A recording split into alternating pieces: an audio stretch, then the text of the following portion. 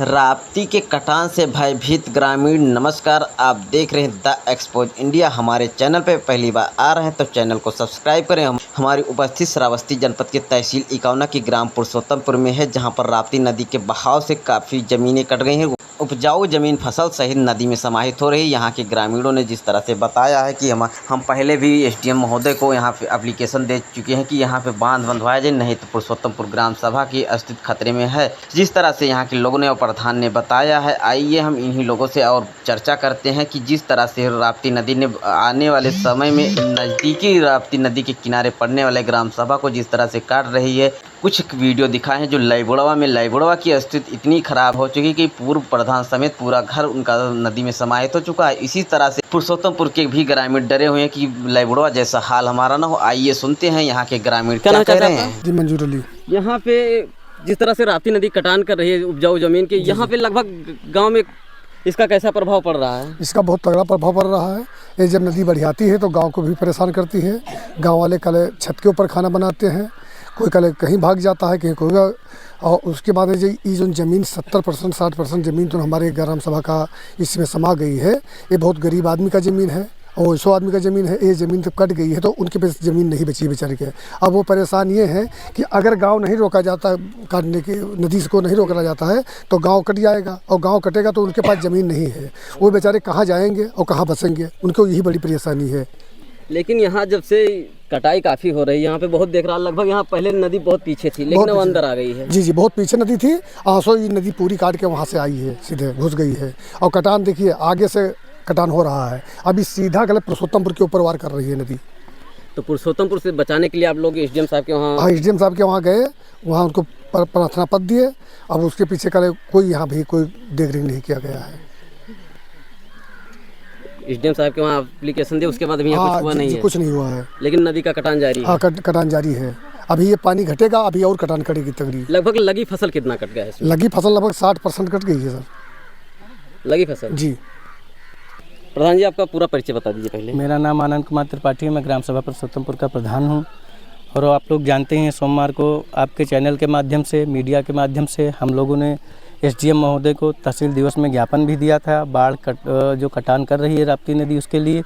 लेकिन और बाढ़ खंड में भी एप्लीकेशन दिया गया, लेकिन जो फसल लगी है कुछ थोड़ी बहुत फसल भी कटी है। अगले वर्ष से नदी काट रही है, इस वर्ष नहीं अगले साल से नदी काट रही है, लेकिन अभी कोई कार्यवाही उसके द्वारा जो है नहीं हुआ है।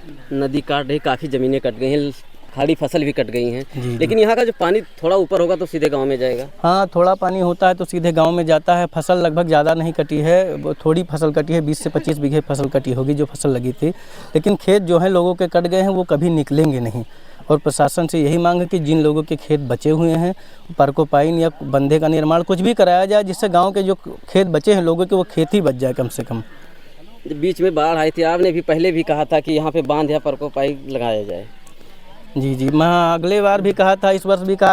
अगले साल तो तहसीलदार साहब भी आए थे, लेखपाल साहब भी आए थे और सारे अधिकारियों को भी अगले साल से ही जानकारी है। देखिए लईबुड़वा कट गया, रामनगरा कट गया। ऐसे हम सोच रहे हैं कि अगर खेत काटते काटते गांव के करीब में राप्ती नदी हमारे पहुंच जाए, घर काटने लगी, फिर कोई कार्रवाई तुरंत कहाँ हो पाएगी? अगर हम लोग पहले से नहीं आगाह करेंगे तो कैसे कार्रवाई हो पाएगी? इसलिए हम शासन प्रशासन और हमारे यहाँ जितने भी माननीय नेताजी लोग हैं सभी से ये कहना चाहते हैं कि जो है कोई ना कोई कार्यवाही कराएं, जिससे गांव का जो अस्तित्व है वो बच जाए। ये पुल जो राम प्रसाद नाम है, यहाँ पे राप्ती नदी जिस तरह से कटान कर रही है, क्या आने वाले समय में गांव का अस्तित्व खतरे में है? ये खतरे में इतनी सख्ती से है कि इसका कोई प्रभाव बहुत तगड़ा है। ये रोक नहीं सकते हैं कोई भी, जब तक इसका बांध का निर्माण और ठोकर का निर्माण दोनों होगा तभी ये रुकेगी राप्ती नदी। और मेरा गांव पूरा काटने के कगार पे है।